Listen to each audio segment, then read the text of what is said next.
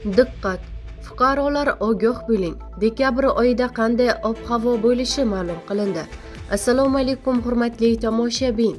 Tezkor yangiliklardan birinchilardan bo'lib xabardor bo'lishni istasangiz, videomiz ostida bir dona like va podpisatsiya tugmachasini bosib qo'yishni unutmang. Joriy yilning dekabr oyi normaga nisbatan biroz issiqroq bo'lishi kutilmoqda. Bu haqida O'zgidromet xabar berdi.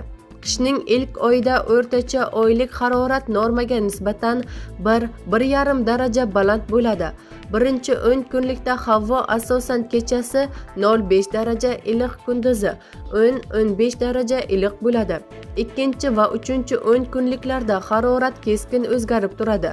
Kechasi 2–7 daraja iliqdan 0,5 daraja iliqqacha, kunduzi 12–17 daraja iliqdan 2–7 daraja iliqqacha. Oylik yog'ingarchilik miqdori norma atrofida yoki undan kam bo'lishi kutilmoqda.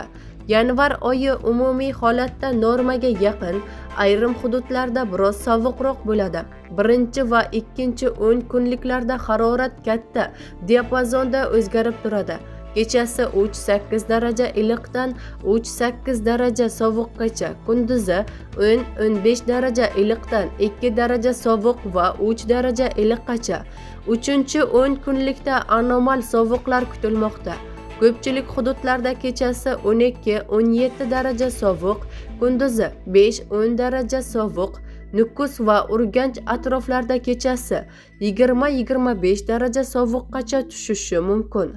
Fevral oyi ko'p yillik normalarga yaqin bo'lishi kutilmoqda. Birinchi 10 kunlikda anomal sovuqlar davom etadi. Kechasi 5–10 daraja sovuq, kunduzi 3 daraja sovuq -2 daraja iliq. Ikkinchi va uchinchi 10 kunliklarda havo sezilarli iliydi. Kechasi 2–7 daraja iliq, kunduzi 0,5 daraja iliqdan 10–15 daraja iliqqacha. Janubiy hududlarda kunduzgi harorat 15–20 darajagacha ko'tarilib, havo isishi mumkin. Yog'ingarchilik me'yor doirasida bo'ladi, deyiladi xabarda.